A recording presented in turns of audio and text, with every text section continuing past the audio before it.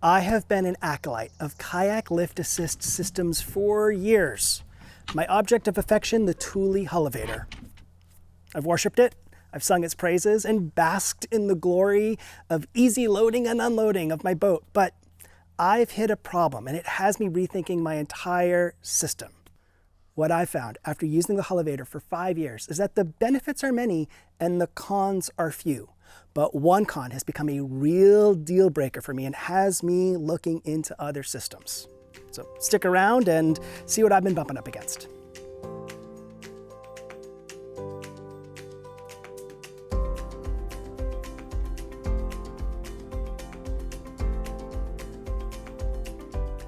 Now, before I jump into the pros and cons and the one deal breaker con, as well as what system I'm moving into, I do need to say that these systems are amazing. If you don't know what this is, the Hullavator is a pneumatic lift assist that takes something like 40 pounds of the weight of the kayak for you as you lift it onto your roof.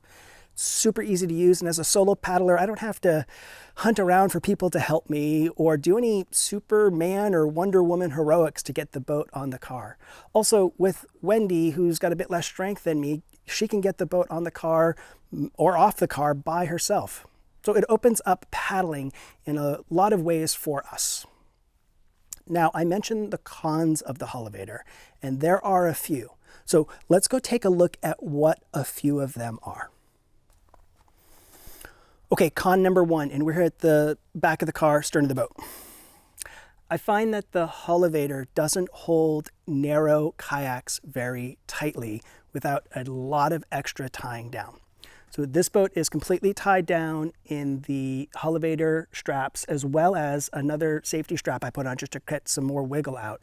And even then, and this is loose right now, even then, I can still move the boat quite a bit with all of those straps as tight as I'm willing to make them, and they're pretty tight before I start to deform the boat, which I don't want to do.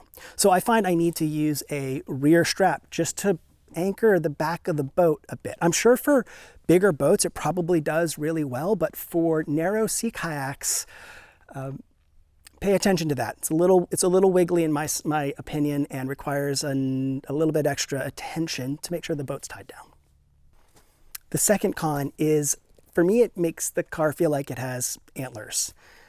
It's pretty big sitting on the roof of the car, and you don't get the sense of it now with the boat on there, but with the boat off, I feel like there's a lot of extra stuff on the roof, and I'm sure it affects fuel efficiency, although I haven't tested anything. Okay, with the boat off, let me show you the single biggest challenge that I have. This gas strut, which is supposed to do most of the work for you, is rusted out. And yeah, I live in a marine environment, and I expect things to not last forever. But it being rusted out makes this whole thing pretty much, well, not useless, but way less effective. And look, like it would be one thing if I could just replace the gas strut. But Thule has decided to rivet the strut in. This whole system now costs about $900. They sell a factory replacement for this part with the gas strut in it. That's like $430. It's hard to justify. It's really hard to justify knowing that at a full system at that $900 and one piece at $430, and this lasted about 5 years, this one's probably about to go anytime now. And am I signing up for $1,000 every 5 years? And look, like, yeah, if I took them off the car in the winter, I'm sure they would last longer, but I'm not that kind of paddler. Now here's the curveball. I want to actually see if I can replace the gas strut. I'm going to drill out the rivets and install a new strut and replace the rivets with bolts and see if I can get this thing back to life. But I work a full-time job. I would describe myself as handy, but things like this tend to take me a little while to fiddle with and noodle with. And I'm not sure if it's actually going to work. And I need a new system that I can use this summer while I tear this Hullavator apart. And stick around, because a little bit later in this episode, I'm going to show you that new system. And just let me know if you want to see an episode of me ripping apart this Hullavator and seeing if I can replace the gas strut. And while I've honestly loved the Hullavator, this one insidious issue to me feels like planned obsolescence. It can't be a very expensive part. Everything else is fine. It's still working great minus that piece. If there's a way to easily change that gas strut, I think Thule would make their customers a lot happier, but they'd make a lot less money. Okay, I switched sides here for two reasons. One, it was getting super hot in the direct sun on that side and this side shadier.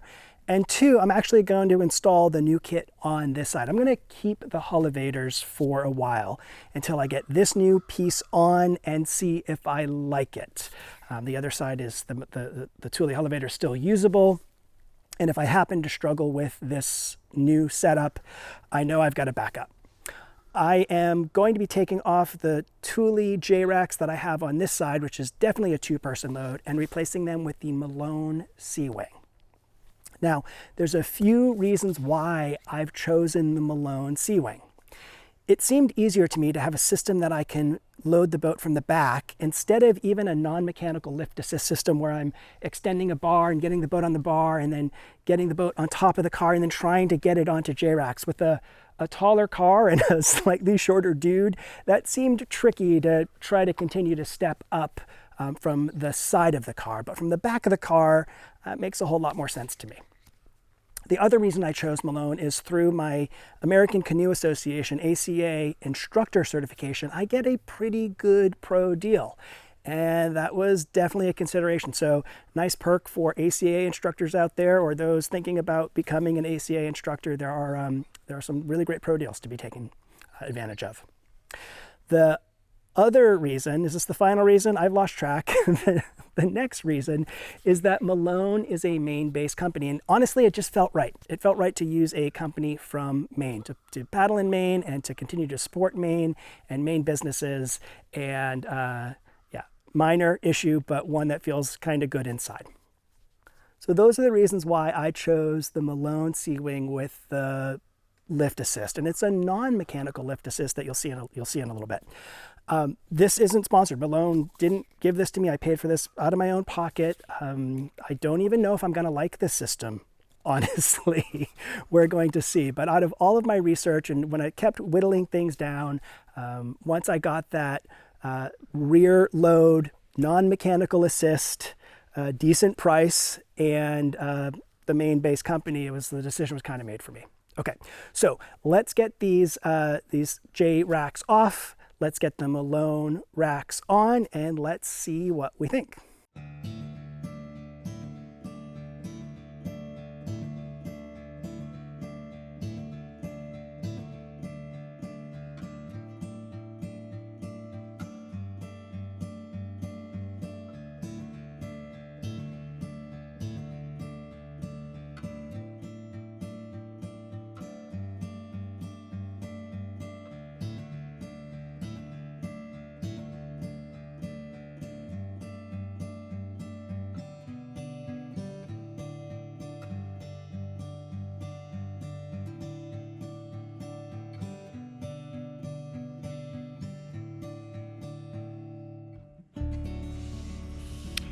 Okay, they're on. Pretty easy. 4 bolts, 2 of which you can do before you get them on the car. Swing the little universal mount on the back, tighten the last bolt on. Took a second to make sure they were parallel with my car, lined up in line with my car, and I just used one of the center ridges of my car to kind of eyeball things. So let's see about getting a boat on here.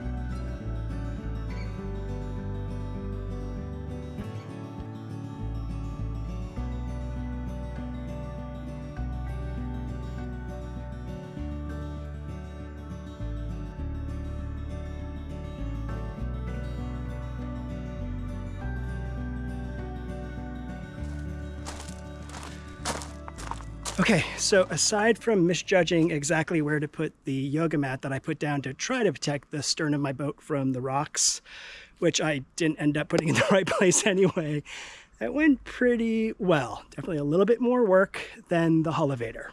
First thing I notice. It's still really awkward back there because it's so darn high. I'm not tall enough. You know, we usually use a stool to help Wendy lift and get on, and it might be helpful to just be able to get to a stool and step on a stool for the last little bit. But not too bad. I'm going to try it a few more times just to see if I can learn something.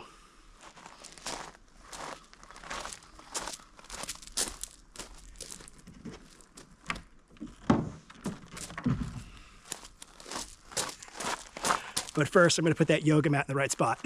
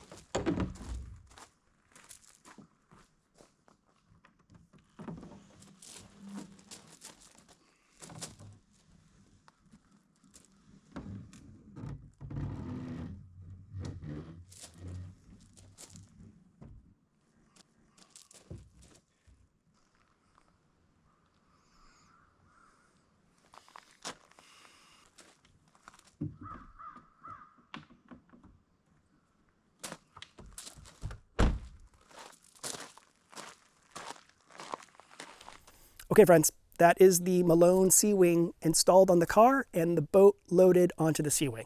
And I felt like I really learned some things loading the boat. I think I was starting by initially trying to get too much of the boat into the assist cradle. And when I just focused on maybe getting a little bit of that sharp V stern on, it felt like it locked the boat in. I also noticed that the last little bit is really tough for me. It's doable, but it's tough because the boat feels a little bit above my head and it's a little, anyway, getting on a stool helped me, at least in the last 2 feet, of just really getting the boat secure in the exact position I wanted. I got the boat strapped down and I didn't put all the straps down. I didn't go crazy on straps. The bow and stern tie downs, which Malone recommends, I didn't put on yet. The boat feels very secure. There's a little bit more play in the system than I'm used to, but it's secure. It's not going anywhere. It just may move around a bit more without the bow and stern tie downs to anchor it down a little bit more. So I'll play with that in the coming weeks. What's your loading system of choice? Do you have any tips on rear loading a kayak that I could learn from? Do you have experience with the Seawing? Are you a Hullavator devotee like I was? What's your loading system of choice, and what have you learned about your loading system? I've really appreciated the community that's grown up around this channel and the comments and the things that people are sharing. So go share your thoughts there and be part of that knowledge base and be part of that community. And while you're there, you can be part of the journey to 3,000 subscribers. That small act of generosity and kindness does so much for the channel and for me understanding what the community is looking for and wants. So I appreciate it if you've done that. If you haven't yet and considering it, thank you. I appreciate that. Okay, friends. Well, I'm getting eaten by bugs and I'm about to lose the light here, so I'm going to call this one. I hope you enjoy your adventures, whether they're loading a new roof rack onto your car or whether they're doing the thing in nature and the world that you love to do. Whatever they are, I hope you enjoy them. All right, friends. Well, until next time, safe paddling. Bye for now.